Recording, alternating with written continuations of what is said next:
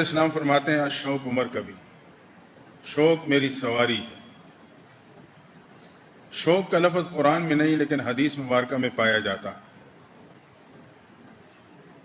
شوق اس جذبے کا نام ہے جو محب کو محبوب کی ملاقات پہ مجبور کر دیتا ہے۔ جب یہ کیفیت ہوتی ہے تو مومن کا دل اللہ کی ملاقات کے لیے بے قرار ہو جاتا ہے۔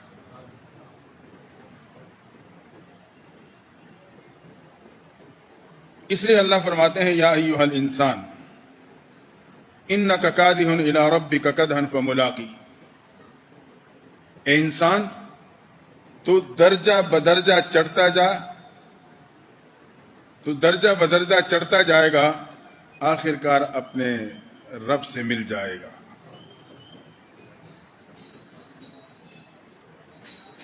دلہن کو سجایا جاتا ہے تاکہ پہلی نظر میں خاوند کو پسند آ جائے۔ ایک مومن اپنی زندگی کو اللہ کے محبوب کی سنتوں سے سجاتا ہے تاکہ قیامت کے دن روز محشر جب پیشی ہو تو میں اپنے رب کو پسند آ جاؤں۔ یہی میرے اور آپ کی زندگی کا مقصد ہے۔ ایک سالک کی طرز زندگی یہی ہوتی کہ وہ اپنی زندگی کو محبوب پیغمبر کی سنتوں سے ایسا سجائے کہ روز محشر رب کے سامنے پیش ہو تو رب کو پسند آ جائے۔ یہ مجلس ذکر اسی بنیاد پہ کہ ہمارے دل میں اتباع سنت کا شوق پیدا ہو اور ہم سنتوں سے اپنے آپ کو سجانے کی کوشش کریں۔ پیغمبر صلی اللہ علیہ وسلم فرماتے ہیں، دعا فرماتے ہیں، اللہم انی اسألک لذۃ النظر الی وجہک وشوق الی لقائک۔ اللہ سے دعا مانگ رہے ہیں، یہ اللہ دیدار کی لذت دے اور ملاقات کا شوق عطا فرما۔ یقیناً انہیں حاصل تھا لیکن امت کو تعلیم دینا مقصود ہے کہ ہم بھی رب سے مانگے، اللہ دیدار کی لذت عطا فرما اور ملاقات کا شوق نصیب فرما۔ ہمارے دل میں اپنے محبوب جو خالق حقیقی ہے اس سے ملاقات کا جب شوق پیدا ہوگا میری دنیا اور آخرت بن جائے گی۔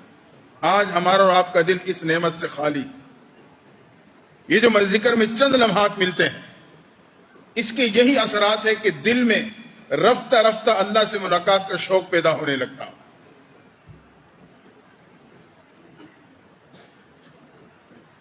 جیسے لوگ کہتے ہیں نا، اگر تم نے فلاں چیز نہیں دیکھا تو کیا دیکھا، فلاں چیز نہیں دیکھی تو کیا دیکھا۔ بالکل اسی طرح اگر قیامت کے دن اللہ کا دیدار نہ کیا تو دنیا میں آ کے ہم نے کیا کیا۔ وہاں کا دیدار دنیا کی محنت کے بنیاد پہ ہو۔ نماز اللہ کے دیدار ہے اور اس کی حقیقت آپ نے سن لی۔ اگر ایسی حقیقت کے پہ مبنی ہمیں نماز مل گئی، یقیناً قیامت کے دن اللہ کا دیدار نصیب ہو جائے۔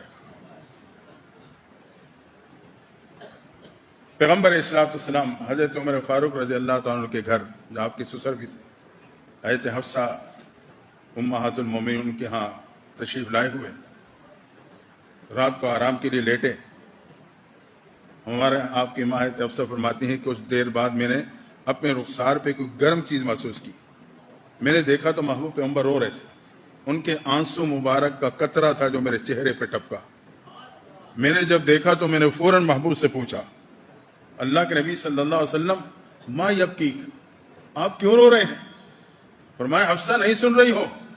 باہر برانڈے میں آپ کا بھائی عبداللہ ابن عمر نماز تہجد میں تلاوت کرتے ہوئے یہ آیت پڑھ رہے ہیں، کلا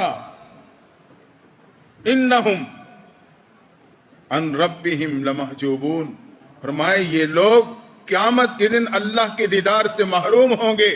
کافروں کے بارے میں اللہ فرماتا ہے یہ وہ لوگ ہیں جو قیامت کے دن اللہ کے دیدار سے محروم ہوں گے۔ یہ سن کے محبوب پیغمبر رونے لگے کیونکہ آپ کو اشتیاق تھا اللہ سے ملاقات کا، یہ آپ کی کیفیت تھی۔ تو یہاں آنے کا بنیادی مقصد یہ ہے کہ ہمارے دل میں یہ شوق ابھرنے لگے، اللہ اور اللہ کے نبی کا دیدار۔ دنیا میں تو نہ کر سکے، اگر قیامت کے دن بھی محبوب کے دیدار نہ ہوا تو پھر کس کھاتے کے رہے؟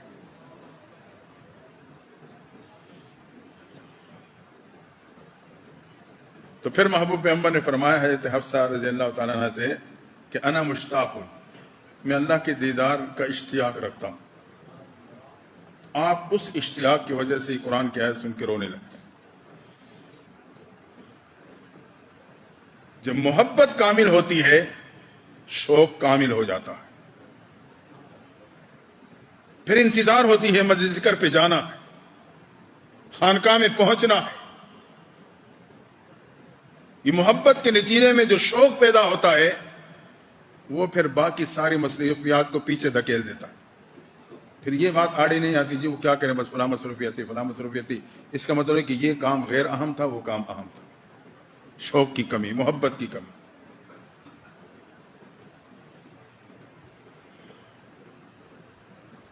جب شوق پیدا ہو جائے پھر ہر موقع پہ دھیان اللہ کی طرف ہوتا، ہر چیز میں پھر دھیان اللہ کی طرف ہوگا۔ زلیخا کو جب یوسف سے محبت ہوئی تو اس کا دھیان اتنا متوجہ ہوا کہ اس نے ہر چیز کا نام یوسف رکھ دیا۔ جب اللہ کی طرف متوجہ ہوں گے اشتیاق پیدا ہوگا، پھر ہمیں ہر طرف اللہ اللہ ہی کا خیال رہے گا۔ ہر چیز کا نام یوسف رکھ دیا، ہم بھی اللہ کی ملاقات کا اشتیاق پیدا کریں، اور بندہ اپنے رب کی ملاقات کے لیے تیاری کرتا ہے۔ دنیا میں کسی صدر کا بلاوا کسی کو آ جائے وہ تیاری میں لگ جاتے ہیں، دوستوں سے پوچھا گیا یار کیسے کپڑے ہوں، کیسا رنگ ہو، گفتگو کا آغاز کیسے کروں، کیا بات کروں، کیا انداز ہو۔ شوق ہے اس میں، ملاقات کرنی ہے، تیاری کرتا ہے ہر انداز سے۔ محبوب محب سے ملتا ہے تو پہلے تیاری کرتا ہے۔ محب جب محبوب سے ملتا ہے تو تیاری کرتا ہے۔ دوست دوست سے ملنے جاتا ہے تیاری کر کے جاتا ہے۔ تو مومن کی شان یہ ہے، یہ بھی اللہ سے ملاقات کی تیاری میں لگا رہتا ہے کہ میں نے قیامت کے دن رب سے ملنا، پھر دنیا میں اسی تیاری میں لگا رہتا۔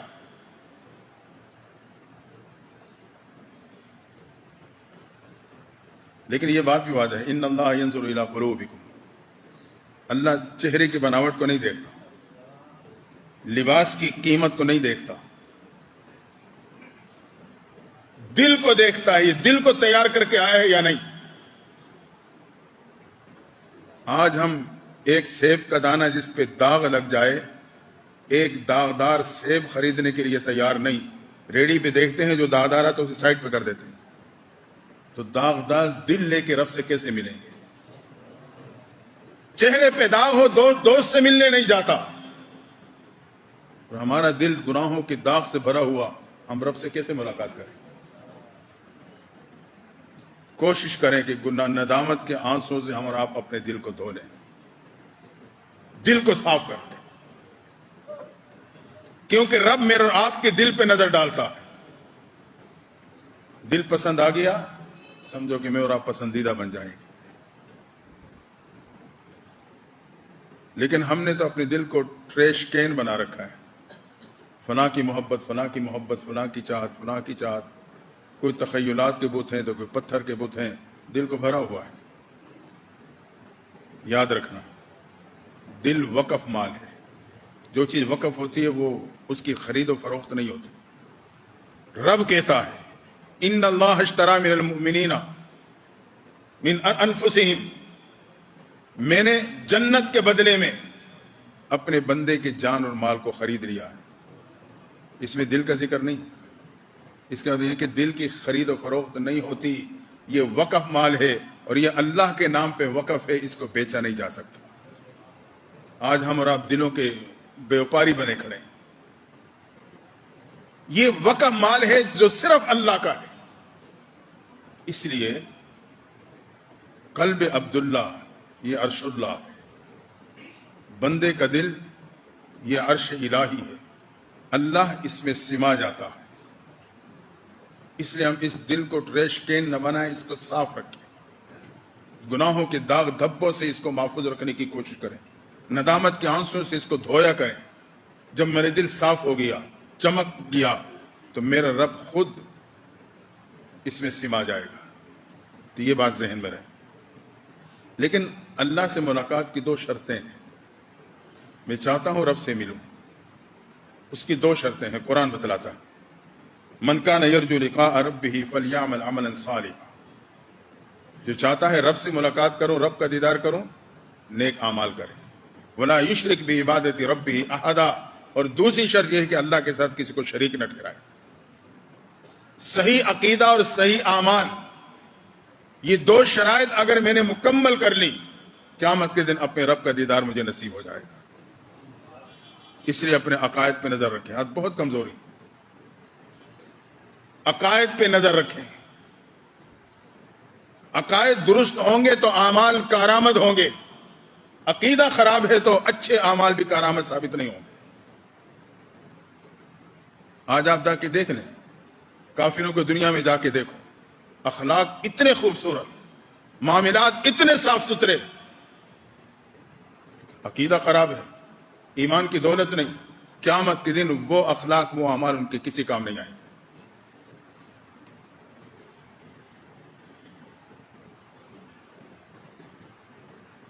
ان 2 شرائط کو مکمل کر لیں گے تو رب کا دیدار نصیب ہوگا۔ اور یہ بات بھی آپ ذہن میں رکھنا، ایک عاشق کی تمنا ہوتی ہے، جو سچا عاشق ہوتا ہے، اس کی تمنا ہوتی ہے کہ محبوب اس کی طرف ایک دفعہ نگاہ بھر کے دیکھ لے، کہ میرا محبوب ایک دفعہ مجھے نگاہ بھر کے دیکھ لے۔ یہ ایک مومن کی چاہت ہوتی ہے، وہ اللہ کی خاص رحمتوں کی نگاہوں کا منتظر رہتا ہے کہ ایک دفعہ میرا رب مجھے رحمت کی نگاہوں سے دیکھ لے۔ یہ سچے عاشق کی نشانی۔ اور اسی طرح جب اس پہ اداسی چھا جاتی ہے نا، اداس ہونے لگتا ہے، پھر سوائے رونے دھونے کے اس کا کوئی چارہ نہیں ہوتا۔ جب وہ رو پڑتا ہے تو اس کے عشق کی شان بڑھ جاتی ہے، اور جب محبوب کی طرف سے عنایت شروع ہوتی ہے، رب کی رحمت متوجہ ہو گئی، رو رہا ہے، رب کو پکار رہا ہے، اللہ کی رحمت متوجہ ہوئی، اللہ کی طرف سے عنایات ہونے لگتی ہے، پھر روتا ہے، لیکن یہ رونا اللہ کے شکریہ میں ہوتا ہے۔ ایک پتھر تھا، عیسیٰ علیہ السلام کے ایک راستے پہ گزر ہوا، ایک پتھر پہ نظر پڑی، حیران ہو گئے کہ جسامت چھوٹی ہے، پانی سے بہت زیادہ بہہ رہا ہے، تو تعجب میں کھڑے ہو گئے۔ اللہ نے پتھر کو گویائی دے دی۔ پتھر نے کہا، اللہ کے نبی میرے لیے دعا فرما دیں، اللہ مجھے جہنم کے عذاب سے بچا لے۔ جب سے میں نے سنا ہے وقودھا الناس والحجارہ، کہ پتھر بھی جہنم کے ایندھن ہوں گے، اس وقت سے رو رو کے میری یہ حالت ہو گئی۔ آپ نے اس کے حق میں دعا مانگی، چل دی ہے، چند دنوں بعد دوبارہ وہیں سے گزر ہوا، اللہ کی شان اسی پتھر پہ نظر پڑی تو وہ اسی حالت میں پایا۔ آپ حیران ہوئے کہ اللہ نے تو میری دعا یقین قبول کی ہوگی، پتھر کی کیفیت نہیں بدلی۔ اللہ نے پھر پتھر کو گویائی دی، کہا عیسیٰ علیہ السلام پہلے اللہ کے عذاب کے خوف سے رو رہا تھا، آپ کی دعا کے نتیجے میں اللہ نے مجھے برات دے دی، اب میں اللہ کے شکریہ میں روتا ہوا نظر آ رہا ہوں۔ تو بعض دفعہ انسان شکریہ میں بھی روتا ہے۔ ہاں، من بکا من اشتیاق المولا فلہ جنت المأوی، جو اللہ کے شوق، دیدار کی شوق پہ روتا ہے، اللہ اسے جنت مأوی عطا فرما دیتے ہیں۔ تو ہم یہ کیفیت پیدا کرنے کی کوشش کریں، رب سے ملاقات، رب کی دیدار کی چاہت۔ آج حقیقت ہے کہ ہمارے دل اس چاہت سے خالی، نہ نبی کی دیدار کی چاہت ہے، ہاں نعرے ہیں، دعوے ہیں، وہ سب کچھ ہیں، وہ تو آپ ابھی سنیں گے 1 مہینے بعد۔ نہ نبی کی دیدار کا شوق ہے، نہ رب کے دیدار کا شوق۔ اس شوق کو پیدا کریں۔ جن کے دل میں شوق پیدا ہو جاتا ہے، اس کے اثرات پھر ان کے چہرے سے ظاہر ہوتے ہیں۔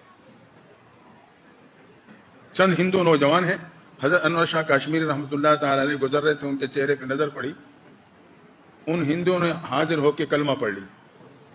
پوچھنے والوں نے پوچھا کیوں کلمہ پڑھا؟ کہا ھذا الوجہ لیس بوجہ الکاذب، یہ چہرہ کسی جھوٹے کا چہرہ نہیں ہو سکتا۔ یہی بات حضرت عبداللہ بن سلام رضی اللہ تعالیٰ عنہ، جو یہودی کے بہت بڑے عالم تھے، یہی بات کی تھی 3 سوالات لے کے محبوب کی خدمت میں حاضر ہوا کہ یہ سوالات کروں گا. جیسے چہرہ انور پہ نظر پڑتی ہے سوالات بھول گئے, کلمہ پڑھ لیا اور کہا ھذا الوجہ لیس بوجہ الکاذب, یہ چہرہ کسی جھوٹے کا چہرہ نہیں ہو سکتا. جب بندے کے دل میں اللہ کے دیدار کا شوق پیدا ہوتا ہے اس کے اثرات پھر اس کے چہرے سے ظاہر ہونے لگتے ہیں, حتیٰ کہ اس کے اثرات اس کی زبان میں پیدا ہو جاتے ہیں. حضرت سواگر رحمۃ اللہ تعالی علیہ, یہ کروڑ کا علاقہ لئیے کی طرف, وہاں ان کی قبر مبارک ہے. ان پہ ایک دفعہ کیس ہو گیا, مجسٹریٹ نے بلا لیا, بھائی کیا کیس ہے؟ ہمیں یہ رپورٹ آئی ہے, آپ پہ یہ پرچہ کٹا ہے کہ آپ ہندو نوجوان کو جبرن کلمہ پڑھاتے ہو. اب وہاں ہندو بھی جمع تھے, کئی نوجوان تھے, آنکھ میں تاثیر تھی. ایک کو آنکھ بھر کے دیکھا, کہا میں نے آپ سے کہا کلمہ پڑھو, اس نے کلمہ پڑھنا شروع کر دیا. دوسرے کو نگاہ بھر کے دیکھا, اس نے کلمہ پڑھنا شروع کر دیا. مجھے گھبرا گئے تو مجھے بھی کلمہ پڑھائے گا. کہا کہ بس آپ کیسے فارغ ہیں, آپ جائیں. یہ کیا تھا؟ یہ حضرت سواگر رحمۃ اللہ علیہ کا واقعہ جو پاکستان میں مدفون. اللہ نے اللہ اور اللہ کے نبی کی محبت کے نتیجے میں اس کے اثرات ان کے نظر میں پیدا کر دیے تھے. تو ہم اور آپ بھی اسی نعمت کو پانے کی کوشش کریں. لیکن ایک بات یاد رکھنا, اللہ تعالیٰ پھر آزماتا بھی ہے. عشق و محبت کا دعویٰ ہو تو رب آزماتا بھی ہے. ابراہیم علیہ السلام کو کیسے آزمایا, کن کن امتحانات سے گزارا, حتیٰ کہ بیٹے کی قربانی مانگی, بیٹے کی قربانی لے گئے. بیٹے نے خود کہا ابا جان چھری ذرا تیز کر لینا, رکاوٹ نہ آ جائے. میرے ہاتھ پاؤں رسی سے باندھ دینا, بچہ ہوں کہیں ہاتھ پاؤں نہ ماروں, اللہ کی حکم میں تاخیر نہ ہو جائے. جب میں قربان ہو جاؤں مجھے اوندے منہ لٹانا, کہیں باپ بیٹی کی نگاہ مل جائے اور محبت پدری رکاوٹ نہ بن جائے. اور جب میں قربان ہو جاؤں تو میرے کپڑے میری ماں کو پہنچا دینا, کہہ دینا تیرے بیٹا اللہ کے نام پہ قربان ہو گیا. حضرت ابراہیم کی آنکھوں میں آنسو آ گئے. اسی امتحان کو قرآن نے کیا کہا, ان ھذا لہو البلاء المبین, بہت بڑی آزمائش تھی. سلام علی ابراہیم, اللہ نے کہا ابراہیم تجھے سلامتی ہو, تو مبارک ہو, تو اس سخت امتحان میں بھی کامیاب ہو گیا. تو اللہ پھر عشق و محبت کے دعوے کے نتیجے میں آزماتا بھی ہے. تو اگر ہم سچی توبہ کر لیں گے اور آج یہ ذہن لے کے جائیں گے ہم اپنی زندگی کو اپنے نبی کی سنتوں سے سجانا ہے تاکہ رب کو پسند آ جاؤں, تو اس میں آزمائش بھی آئے گی. لیکن ہم نے ڈٹ جانا ہے, توبہ کی ڈٹ جائیں. جب ایک دفعہ ڈٹ گئے پھر اللہ کی مدد شامل حال ہو جائے گی. پھر رب کو پھر اللہ مجھے اور آپ کو گرنے نہیں دے گا. تو ان باتوں کو پلے باندھیں. جب اللہ کی ملاقات کا شوق پیدا ہو گیا, نماز بھی ٹھیک, تمام عبادات خود بخود ٹھیک ہو جائیں. دعا ہے اللہ تعالیٰ ہم سب کو اپنے اور اپنے محبوب پیغمبر کی دیدار کا شوق نصیب فرمائے اور عملی زندگی گزارنے کی توفیق عطا فرما دے. وآخر دعوانا ان الحمدللہ رب العالمین. اذان ہوگی, نماز ہوگی. آپ نے پہلے پرچے بھیج دی, اپنی جان چھڑا لی, موقع پہ